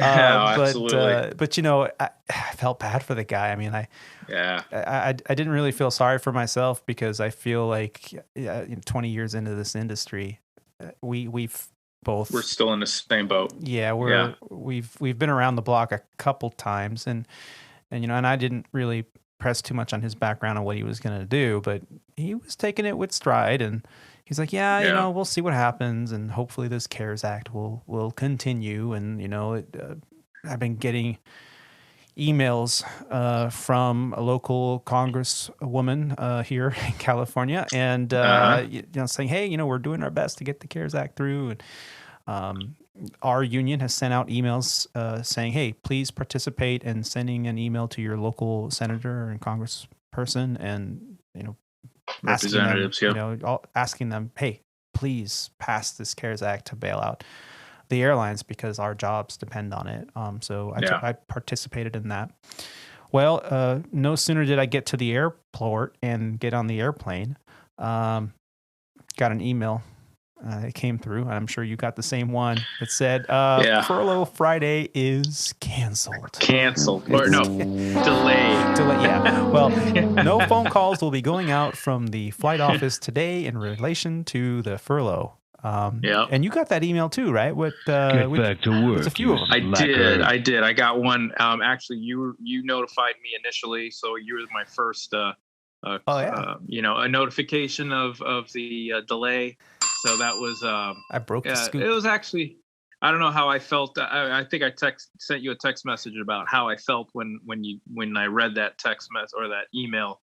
I said, well, at least it's good news for now, because you don't have to mope through the weekend knowing what if it could have been bad news, what what your outcome was. So but yeah, we got to wait till Monday now. I mean, they're just they're just prolonging the anxiety. My favorite meme, I saw it about an hour ago. My favorite meme is which one was it? The carousel one. No, you didn't see it. How did that go? Yeah, and it says like, friend, how's everything going with the airlines? Me, it's pretty much like a carousel merry-go-round. Oh, really? That's not too bad. You didn't let me finish. And then it has the picture of a carousel burning in an inferno on fire, going around in circles. It's like, hey-oh. Well, my favorite GIF of the situation, which is kind of how I feel, is a GIF of a really kind of ugly clown, and he's got a noose ties a noose to his neck. And this sounds bad, but has a noose tied to his neck, and then he ties the other end of the noose to a tree limb. However, the tree is still really tiny and is not very high. It's like waist high. Yeah. So he's like pouring water on the tree to get it to grow faster so he can hang himself. Oh, Jesus. It's just not growing, and he's like, "Come on, hurry up already!" Oh, that's terrible. So that kind of suits my current frame of mind and situation, although I'm not gonna hang myself, but it's just so painful just to sit there and wait for the news when it'd be so easy just to say, hey, Rob, go find another job. Oh, God. No, I think I think we're going to be okay. I know that the notice is probably going to go out on September 1st because they have to get it out, by September 1st for October 1st. And then they could just say, just kidding, CARES Act 2 just passed, if the company takes it. Now, you were showing me something that Southwest has decided that they're not going to take the loan portion of the CARES Act. So they're turning down millions of dollars. Yeah, apparently they must be experiencing some kind of increase in service where they feel that the amount that they're getting is going to, offset, the debt that they would incur taking the loan. So I guess that's good news. I mean, if Southwest is going through something like that, then hopefully the other airlines would feel the same kind of, return to profitability that they have. So. Yeah. And you sent me an article yesterday. I have it here. I don't know if you have it pulled up there. Just trying to find it. CNBC, it's in the text feed that you sent me. Just real briefly, I'll put a link in the show notes, but an article from CNBC indicates a couple points. Southwest expects a third quarter cash burn of $20 million a day, down from $23 million a day. So that's good. There's not burning as much, right? It's said that the third quarter capacity will be down as much as 35% from a year ago, a deeper cut than previously forecasted of no more than 30%. So their capacity is down. Yeah. But the Dallas-based airline said it is declining a U.S. government loan. On Wednesday, they reported that modest improvements in passenger demand this month as vacationers booked last-minute trips despite the coronavirus pandemic. The company is also turning down a $2.8 billion government loan, saying that it can get financing elsewhere. So this is pretty big news. I mean, is this going to start a trend? Are companies going to say, you know what, it's a better deal if we go without the bailout or without the loans? Yeah, who knows? I mean, they said that they're able to find financing elsewhere. They probably have better terms or less strings attached. Yeah. Who knows? Maybe another corporation, Boeing, might be helping them out in some way because of the MAX situation. I don't know. That's just me speculating, but who knows? That's the MAX. Is that an airplane? I thought I've never heard of this MAX 737. You mean the Dash 8? Oh, it's the Dash 8. Yeah. The MAX is a fictitious airplane now. Yeah. Right. Oh man, talk about the laughing stock of Boeing. But you know what? They're gonna, I think, bring it back on the line and rebrand it, as we were talking about months ago before pandemic news took over everything. And to call it a Dash 8, I think people are distracted enough right now that they're not paying attention. Wasn't there an airplane already called the Dash 8? There was, yeah. Dash 8, Q400. De Havilland Dash 8? Yeah. De Havilland, yeah. So, and nobody really is flying those anymore in terms of airlines. So, not that I know of. Not in the U.S. at least. So, I think definitely 73-800. Yeah. That's a good name for it, I think. Yeah. But I wanted to talk to you a little bit about professionalism. We've scratched the surface about this in years past, and after an incident that the NTSB deems that the crew was responsible for, and we as pilots always pay attention to these because the running joke is it doesn't matter who's right or wrong, it's always the pilot's fault. Yeah, that's true. And there's a little bit of weight to that statement. But recently I stumbled across some information that I thought was interesting, that I had never seen the FAA get involved in such a thing. And they released 2 advisory circulars earlier this year. Now, what's an advisory circular? According to Wikipedia, an advisory circular refers to a type of publication offered by the Federal Aviation Administration, that's the FAA, to provide guidance for compliance with airworthiness regulations, pilot certifications, operational standards, training standards, and other rules within Title 14 of the Aeronautics and Space Title. So they're basically referring to the standards that people should be they're adhering suggesting that these are the standards we would like to see in certifications and programs and stuff like that. Right. And the two that caught my eye recently were both published in March of this year. And it's Advisory Circular 121-42 and 121-43. Now, the first one, 121-42, you can just Google it. It'll come up. And this one is entitled Leadership and Command Training for Pilots in Command.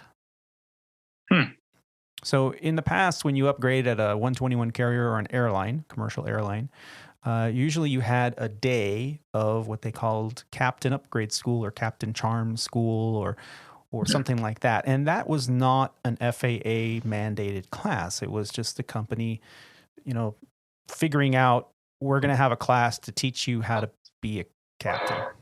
Right.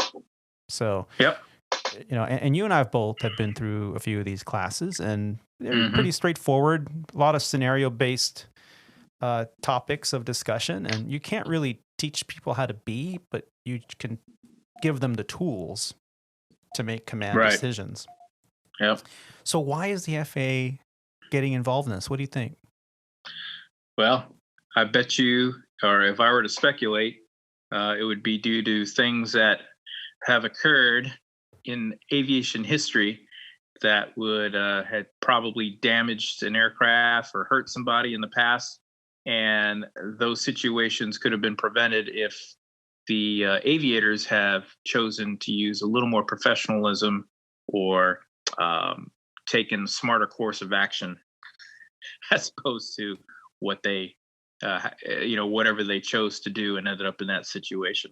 Yeah. And the funny thing about this particular advisory circular, at least the 121-42, is that this, according to the FAA, the purpose of this advisory circular is to present guidelines for developing and implementing leadership and command training for pilots in command and second-in-command pilots serving under Title 14 of the Code of Federal Regulations under Part 121 operations that require 3 or more pilots. These guidelines apply to air carriers, operators, and program managers conducting pilot training and qualifications under Part 121.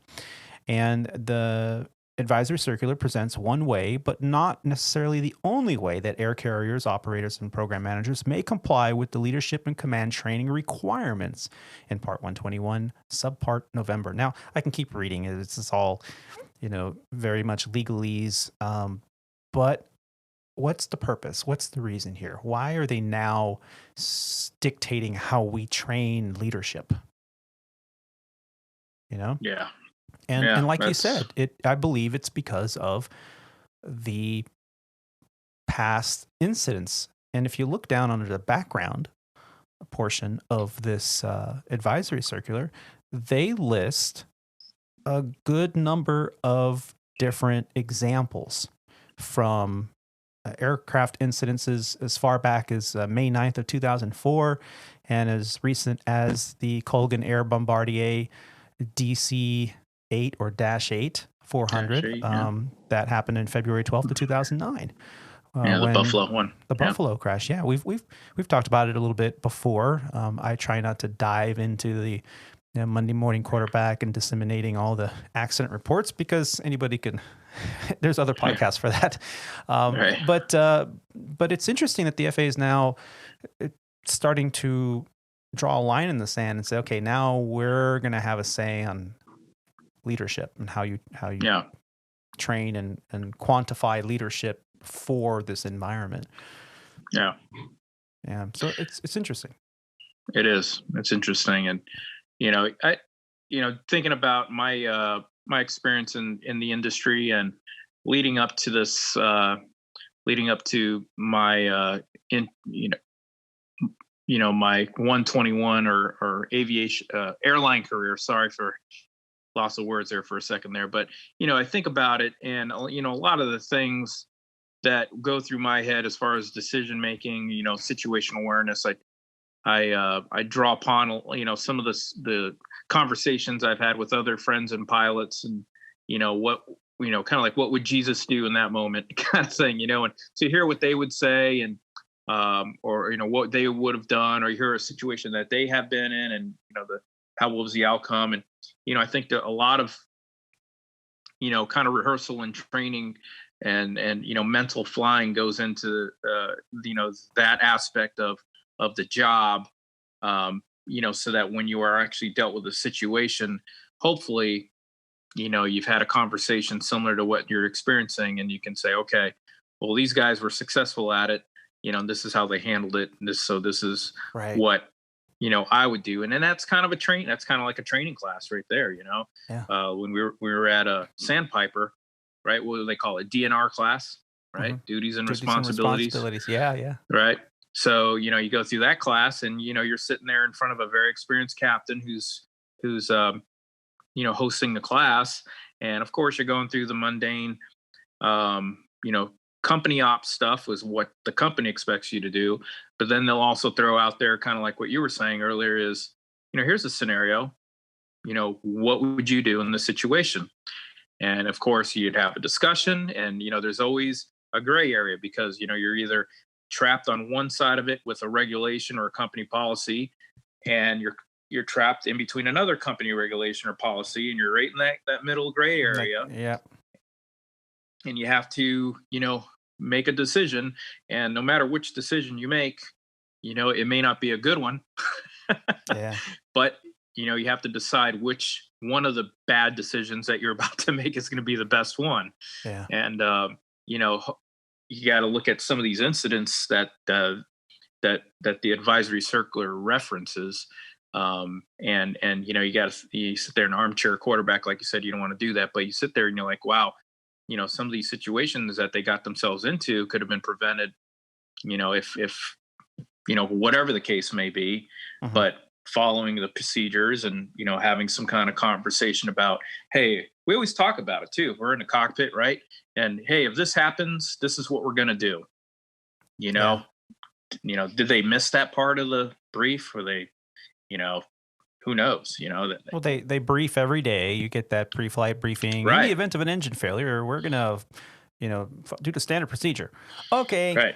4 years later, you're still briefing the same damn thing. Same exact thing. So then if you say, well, what's the standard procedure? What did you want to do again? Toga, positive rate, set max, climb, what? So it's important to kind of go through these procedures. And it's interesting, the difference between 42 and 43 on these advisory circulars, there's not much difference. I think one's for like multi-crew and the other is just for a 2-man crew, like we're used to. Yeah. But the interesting about this is that they introduce terms that I have not really heard before. Terms like normalization of deviance. The normalization of deviance can generally be described as a gradual process during which non-standard practices or actions become the norm through repetitive application with no corrective action. The number one thing, and I'm sure that anyone listening, including the FAA inspectors that may be listening to the show, will agree. The number one normalization of deviance, what do you think it is? I can't speculate now. I don't know. What is it? I'm willing to put money on it. It's sterile cockpit violation. Sure. Yeah, that's probably one of the most common ones. And what is sterile cockpit? Below 10,000 feet, when operating an aircraft, you will only discuss what is pertinent to that flight in that particular phase of flight. You're not talking about what you and the kids did last week. You're not talking about that 1968 Camaro that you're about to buy on Craigslist. You're talking about the flying. You're talking about, looking for traffic, and you can ask questions and talk about things in pertinence to that phase of flight. It's not like you're sitting there completely sterile and not saying a word. Right. Well, I saw you didn't raise the gear when I called for it, but I was kind of just waiting for you to. No, of course you're gonna speak up. But normalization of deviance, we're all guilty of it at some point or another for one aspect or another. But it's interesting that now the FAA is paying attention to these things, and now they're documenting this. Occurrence at an air carrier operator program manager, prevention of normalization of deviance, and they go through all these examples. So interesting terms, new terms to kind of contend with. Yeah. And I think, Legacy Airlines has a great training program in place to kind of, I wouldn't say prevent this kind of things, but to minimize, the term that you're using, the normalization of deviance, with the threat and error management program that they have, traps all the errors and threats with the policies, procedures, checklists, call outs and all that stuff. So hopefully going through all those levels of safety, hopefully traps any errors or mistakes that we make. And it works for everybody pretty much, as long as your head's in the game.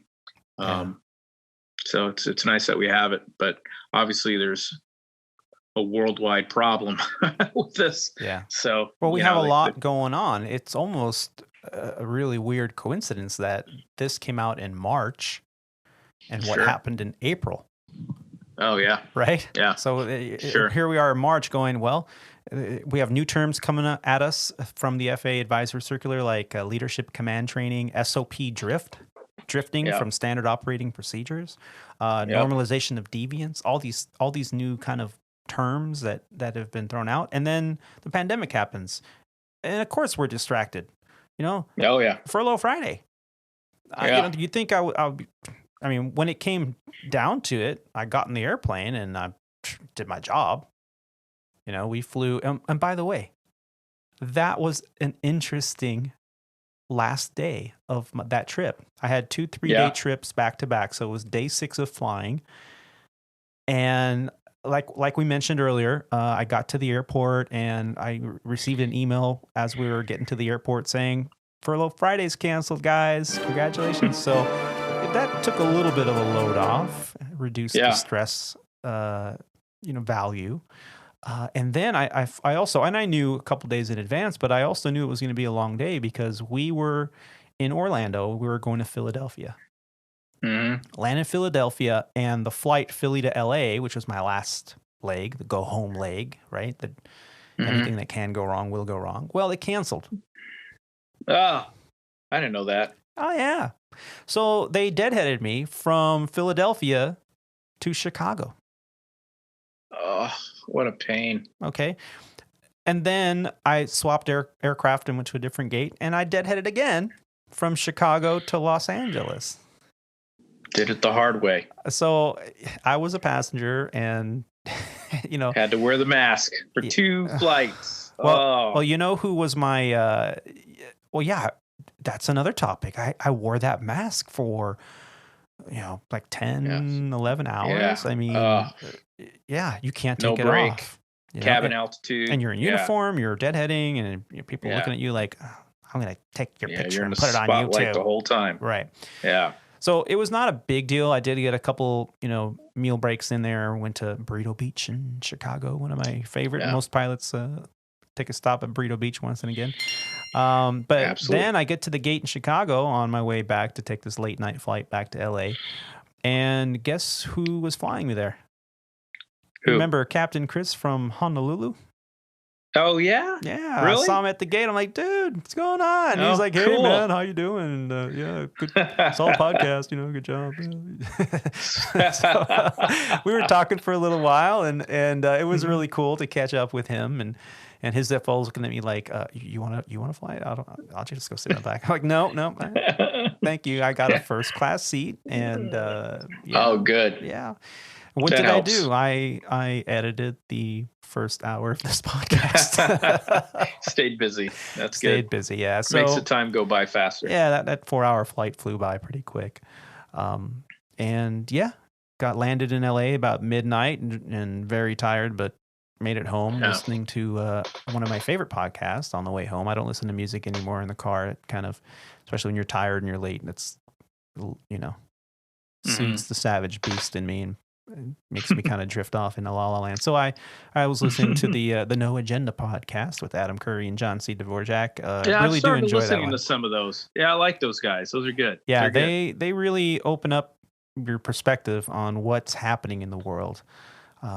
By asking questions, and they're right there trying to call BS on the BS. Yeah, giving it to you straight for sure. Yeah. It's funny. So that was it. I mean, your day just got started today. What kind of a trip are you in the middle of? Is it a 2-day? So 3-day trip. Tomorrow we fly Norfolk back to Dallas. Actually, tomorrow's the easy day. Norfolk to Dallas. She said. And then Dallas to Tulsa. So we get to Tulsa at like 2:00 tomorrow afternoon, and we're off for the rest of the day. So that's going to be an easy day, as long as we don't have any weather, which I think they're kind of forecasting a little bit. I think you'll be done the day before that. It's supposed to hit the 2020 twin hurricanes. Yeah. Oh man, what next, man? Jeez. So and you have that to look forward to. You have the twin hurricanes, the 2020 twin hurricanes that are supposed to make landfall here on Tuesday in the Gulf Coast and hit Austin, and that whole area is in jeopardy. I mean, look out.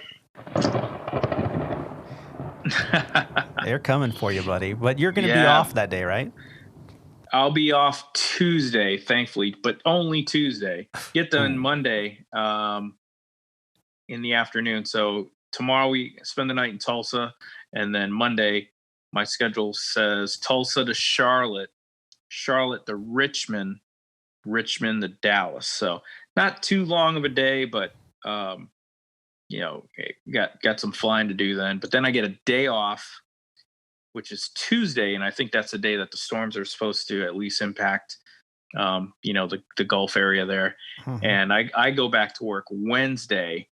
And Wednesday is going to be a pretty long work day. Got to fly from DFW to Puerto Vallarta, Mexico, head back to DFW, and then I end up in Nashville. So that could actually, we'll probably be flying over everything. It probably won't affect us too much, but headed up to Nashville, that has potential to encounter some weather from the system and all that stuff. So we'll see. When do you have to go back? That's a good question. I don't. On Tuesday, I will be commuting to the big D, F, and W. Oh, yeah? I don't know if that's going to happen. But yeah, on Tuesday, I'm supposed to be going down to the Death Star to get some training. Oh, okay. I've got my R9. Okay. I'll be kind of taking notes on what transpired in my R9 training. I'm a little nervous, as we've kind of discussed before. Whenever you go down for recurrent training, you want to do your best, and you want to study, but it's kind of hard to study something you should know already. So I've got a couple notes. There's a great resource that I was told about years ago, and I've been using it. It's called airbusdriver.net, I believe, or .com, Airbus Driver, and they have great study tools there.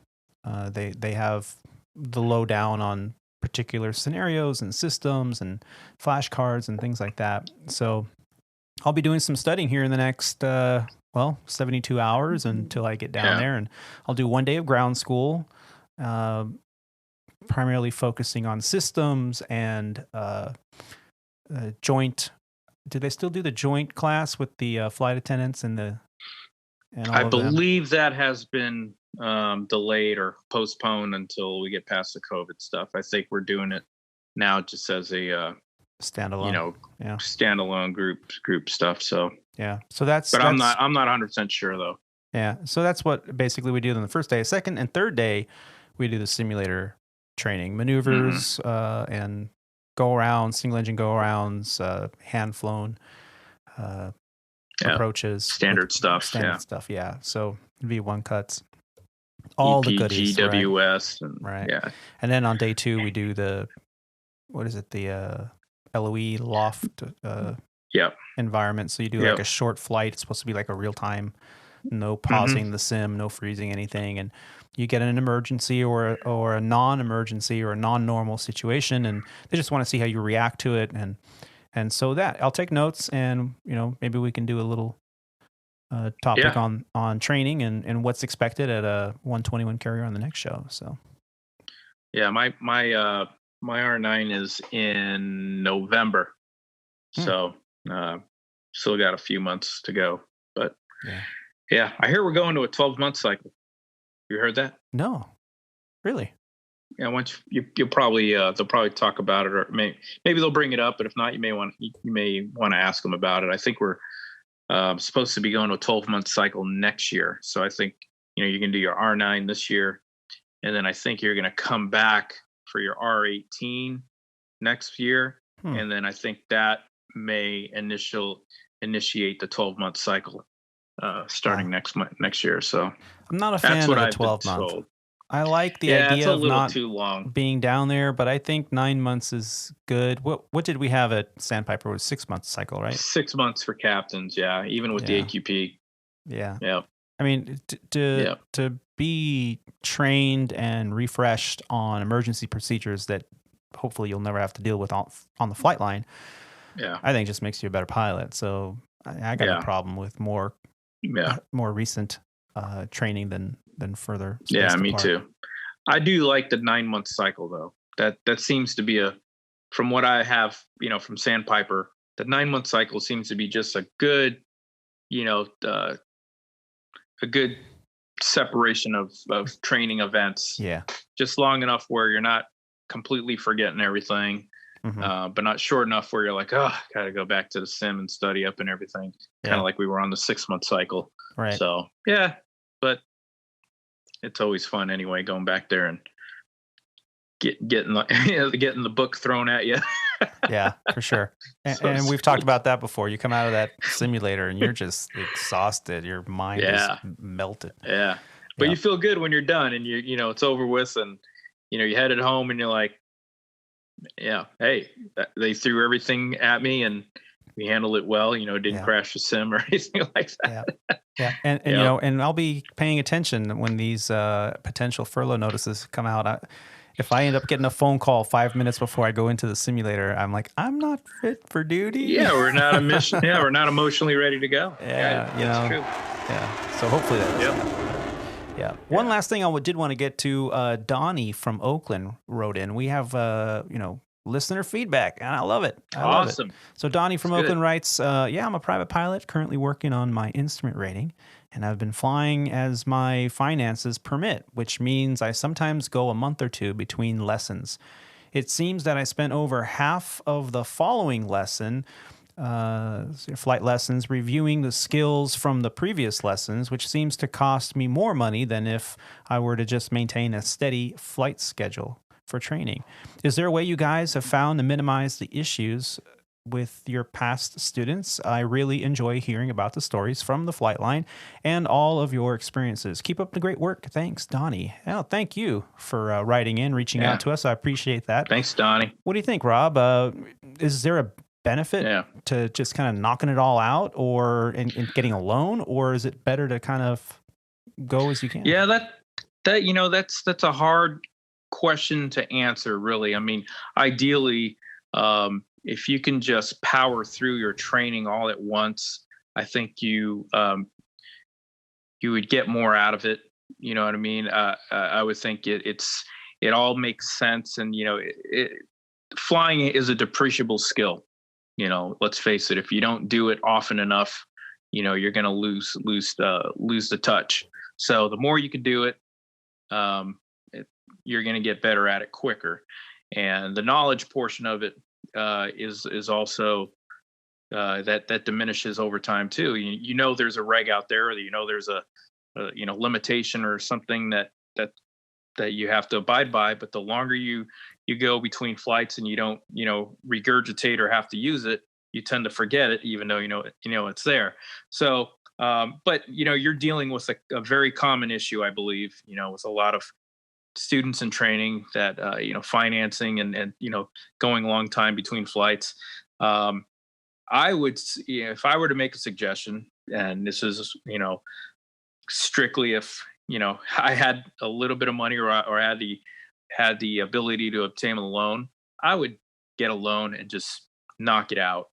I think you would probably save a lot more money doing it that way, because the cost of retraining certain aspects of flight training is expensive in itself.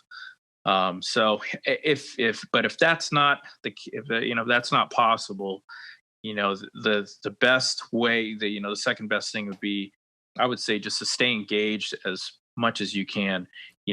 YouTube videos are great. There's plenty of lessons out there. And even if you're just mentally chair flying, some of the lessons or watching somebody else do it, at least your cognitive portion of your brain is focused on what's happening. And, you actually learn a lot more from observing than actually flying. Oh, I wouldn't say you learn a lot more, but you do learn a lot from observing other people do things and other people making mistakes than if you were to go out there and try to do it yourself with a flight instructor. So I don't know. If that helps. Hopefully, that's some good. Hopefully that you can use some of that advice.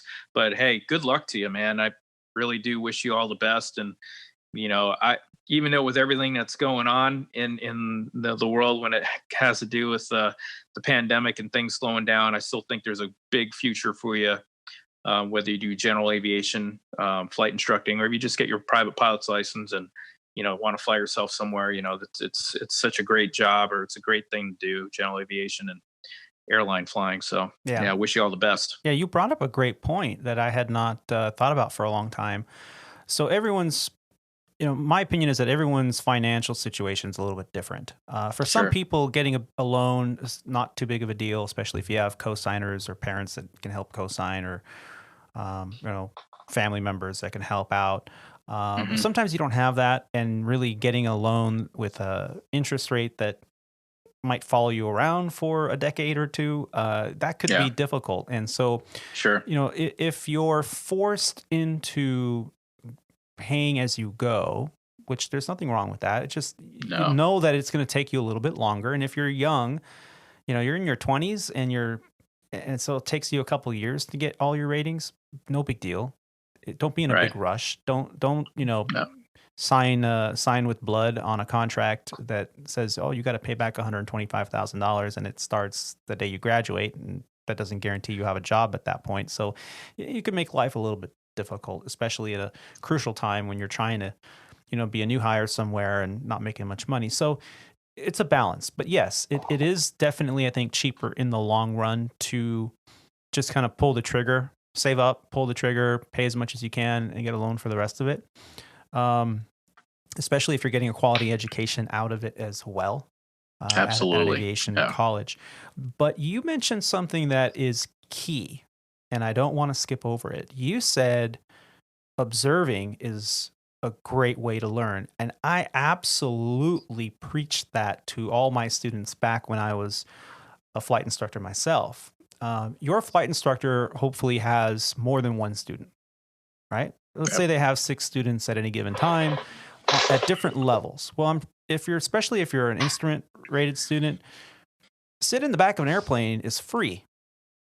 And you can even say, hey man, do you have other students that are somewhere around where I am that I can, observe if they don't mind? Usually flight instructors are like, yeah, no problem. And you say, yeah, I'll buy you a burger or something afterwards for it. Or I'll bring the soda or something, or the snacks. And you sit in the back, and that's where you get that wide angle view of everything that's going on. Now, your hands aren't on the controls, obviously, and you have to be respectful and quiet and not be a burden to the training that's happening. Because some people, they just get nervous during training and having someone overlook them, but it could create a problem. But being a student, your instructor should at least offer that. If that's not available, maybe there's another instructor at the flight school that has a student somewhere around where you are, and you could just ask them, hey, do you mind if I, observe your lesson? Is that okay? I mean, I wouldn't be observing during spin training or anything like that. But I would imagine also that, within reason, no reasonable instructor would ever decline you on that. as long as they're, you meet you can not exceed any limitations, obviously, for weight and, Right. and all that stuff. But, and you may even be able to buddy train with somebody, you work something out with an instructor and, another student who's, in a similar situation, and maybe share some instructing time, ground school time, or, even some flight time, going up, swapping seats at an out, here I am going to say outstation. Yeah. At another airport and flying back and sharing the time. Split the cost of training. If one student flies, say Phoenix to Tucson, and you get there, you gas up or do whatever you got to do, grab a bathroom break and a drink, and then get back in the airplane. And now student B gets behind the controls and student A observes, and they fly back. Yep. So you're getting kind of paying for half of it, because when you're observing, obviously you're not paying anything. And observing is you talked about it, and in our environment, we're actually required at Legacy Airlines, when you go through training, to observe, what is it, 4 flights? Is it? It depends on 4 flights minimum, I think, and 2 need to be domestic, and if you're internationally qualified, 2 need to be international. Right. So I mean, that's part of our program, and so it's a good thing. You can see as you got a different perspective sitting in the jump seat or the back seat, or sitting on the right seat, swinging the gear. That's also another thing. If there's somebody out there that has their own airplane, and they may not be a CFI or anything necessarily, but hey, can I sit right seat and swing the gear for you, or work the radios? If there's somebody in your airport willing to let you do that, that's also a good way to at least stay engaged. You may not be able to log the time, but it's a cheap way to get flight time, flight experience, and that way when you go back to your instructor and you have to actually go through a lesson, you do have that recency of experience, which is all, that's very important. Yeah. Networking. That's all what it comes down to. Networking. Big time. Yeah. And then that pilot that you were swinging gears for, just to get the experience of being there, gets a job, and then they go, hey, Tony, why don't you give me your application? You got an application ready? Always have an application ready, especially at the beginning of your career. Have your hours updated, your logbook balanced correctly to the best of your ability, and always have that ready to go. Or at least, nowadays, if you have it in your phone, you can email it immediately. Yeah, logbooks are awesome. Yeah, electronic logbooks are awesome. So, Donnie, I hope that does answer your question.